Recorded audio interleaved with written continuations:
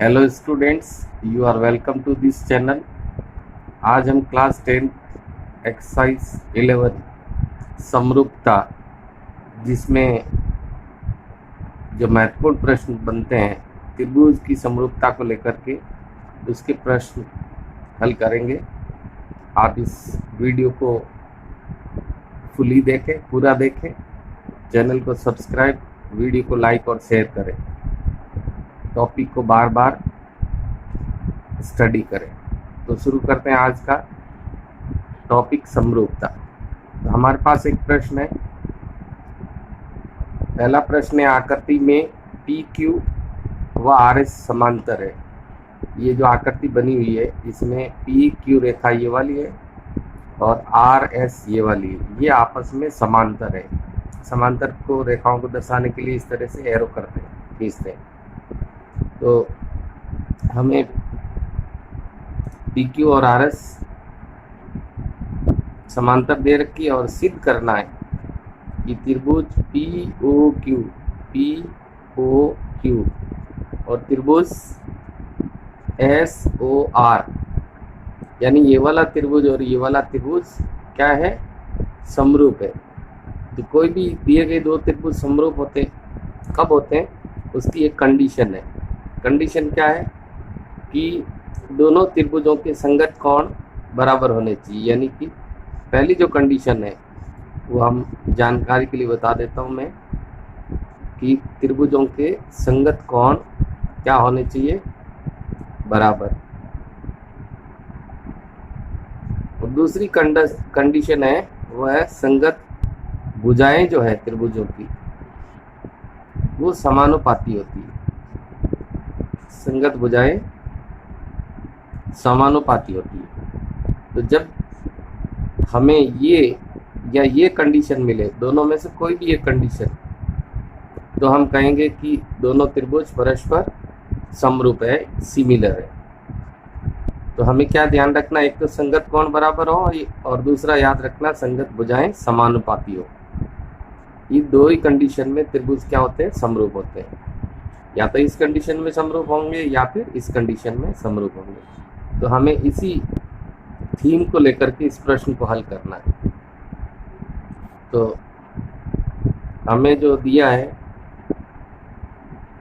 क्या दिया है कि दी गई आकृति में पी क्यू समांतर आर एस है, ये दिया हुआ है। और हमें इस प्रश्न में जो सिद्ध करना है वो ये सिद्ध करना है कि त्रिभुज पी ओ क्यू समरूप त्रिभुज एस ओ आर। तो इसके हल में अपन क्या करेंगे, यानी जो प्रमाण प्रस्तुत करेंगे, उत्पत्ति, उसमें सबसे पहले हम इन त्रिभुजों की बात करेंगे। कौन सा त्रिभुज देखते हैं, त्रिभुज पी ओ क्यू, व कौन सा त्रिभुज देखेंगे, त्रिभुज एस ओ आर। क्योंकि हमें यहाँ पर कंडीशन दे रखी है कि पी क्यू समांतर आर एस, यानी कि ये पी क्यू और ये आर एस समांतर है। तो समांतर रेखाएं जेड की आकृति में, यानी कि ये वाला कोण और ये वाला कोण, कौन सी आकृति बन रही, देखो, जेड की आकृति। तो जेड की आकृति में जो कोण होते हैं उनको एकांतर बोलते हैं और एकांतर कोण बराबर होते हैं। इसी प्रकार हम दूसरी बात करें तो ये इस तरह से जेड बन रहा है, या एन कह दो, ये इसमें ये वाला कोण और ये वाला कोण जेड की आकृति या एन की आकृति में बनता है, और इसमें ये वाला कोण जेड की आकृति में बनता है। तो ये कौन से कोण कहलाते हैं, एकांतर कोण।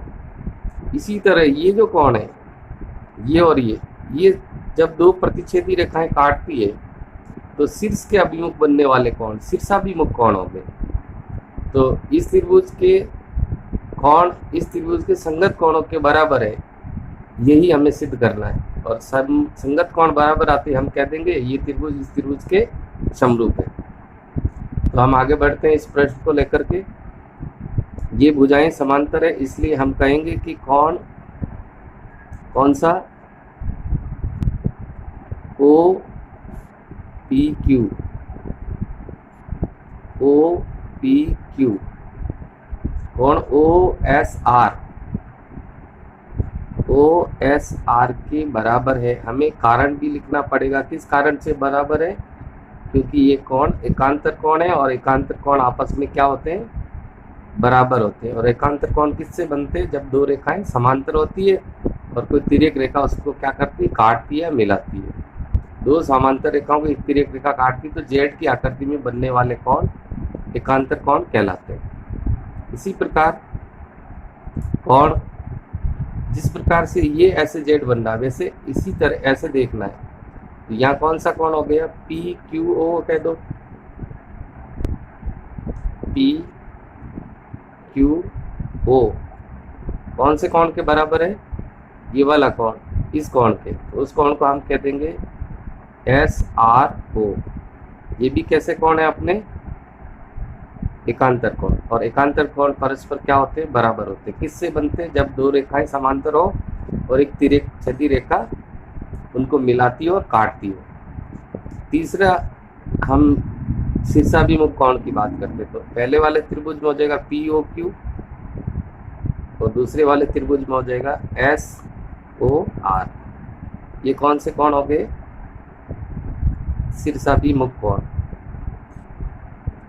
तो यहाँ पर हमें पहले त्रिभुज के तीनों कोण दूसरे त्रिभुज के तीनों संगत कोणों के बराबर है, यानी कि ये वाली कंडीशन फुलफिल होती है कि संगत कोण आपस में क्या है, बराबर है।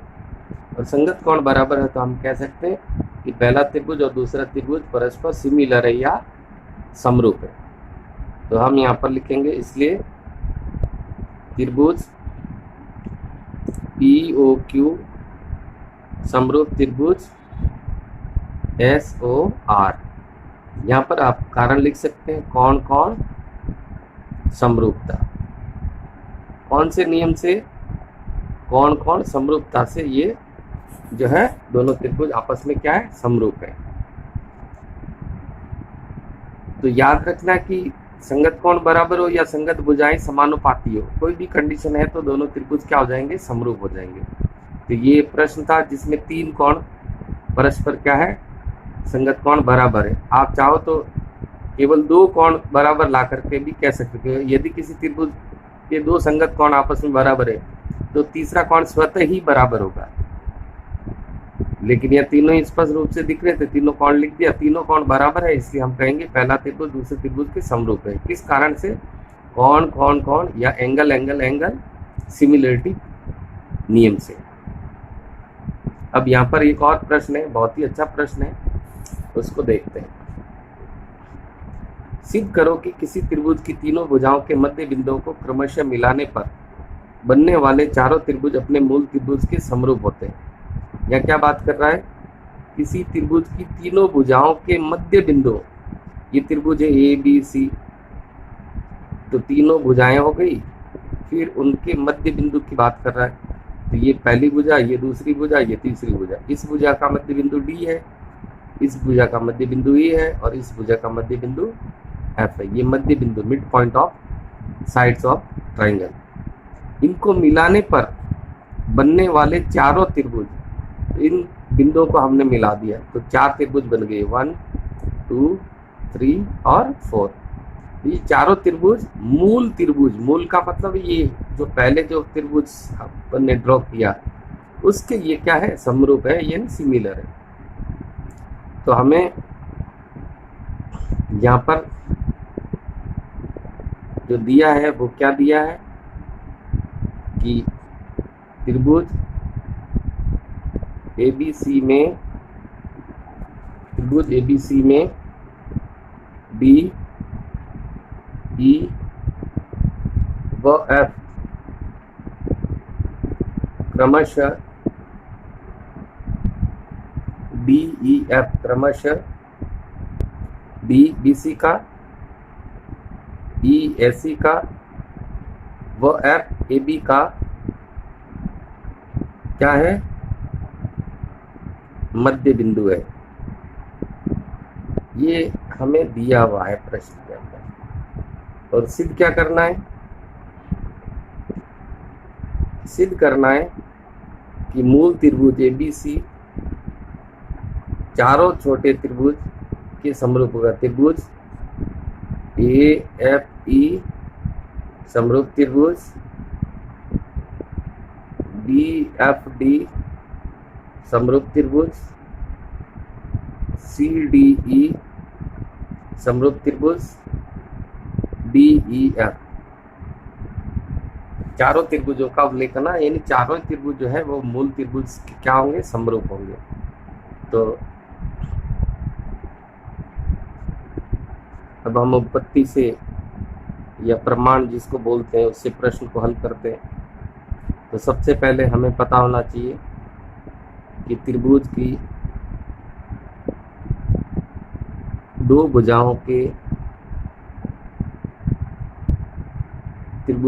भुजाओं के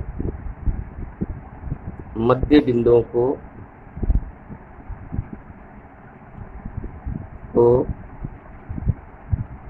मिलाने वाली रेखा त्रिभुज की तीसरी भुजा के समांतर एवं उसकी आदि होती है, एक पर में है। क्या पर में कह रहा है कि त्रिभुज की दो भुजाओं के मध्य बिंदुओं को मिलाने वाली दो भुजाएं, जैसे AB और AC लेते हैं, इसके दोनों बिंदुओं को मध्य बिंदुओं को मिलाने वाली रेखा कौन सी होगी? EF। तीसरी भुजा के समांतर, यानी कि ये जो है वो इस BC तीसरी भुजा के समांतर और उसकी आदि भी होगी। तो हमारा क्या परिणाम निकलता है? तो हाँ, यहाँ लिखते हैं कि जो EF है वो किसके समांतर होगी? BC के। और दूसरा परिणाम मैं इधर लिख देता हूँ, EF है वो BC की क्या होगी? आदि होगी। इसी प्रकार हम इन दो बिंदुओं की बात कर रहे हैं, DF की। D और F ये भी मध्य बिंदु है, कौन सी भुजा?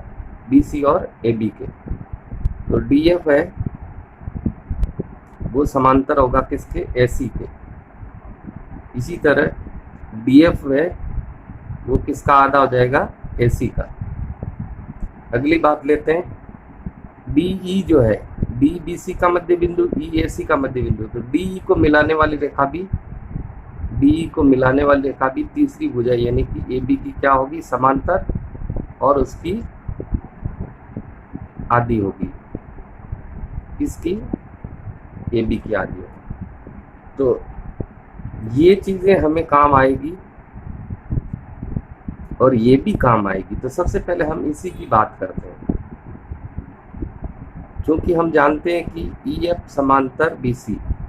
अब हम चित्र में देखते हैं, EF ये वाली है और BC ये समांतर है।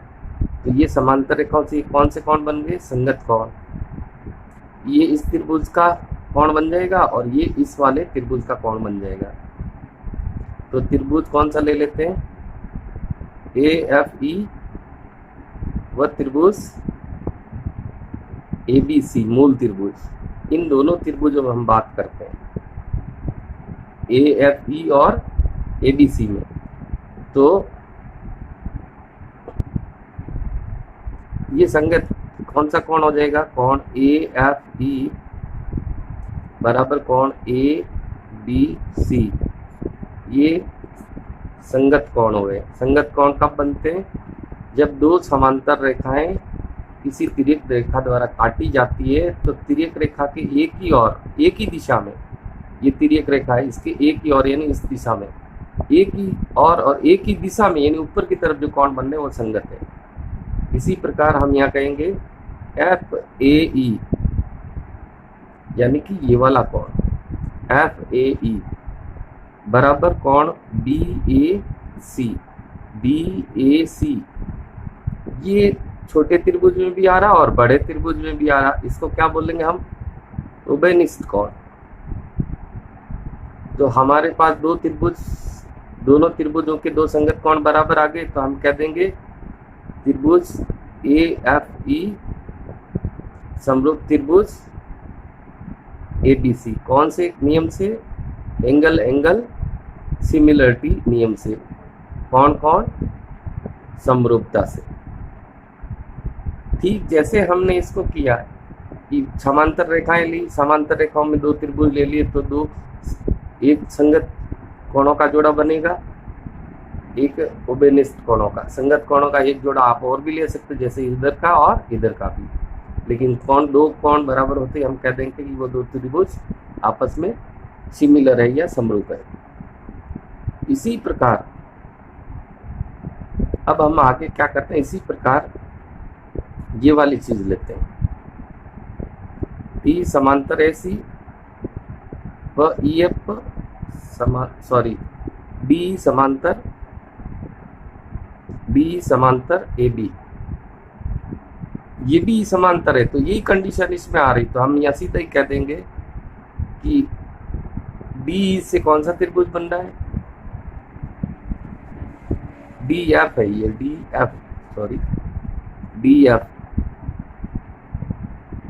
एफ से कौन सा त्रिभुज बन रहा है? ये वाला छोटा त्रिभुज, तो हम कह देंगे त्रिभुज डी एफ डी समरूप त्रिभुज ए बी सी।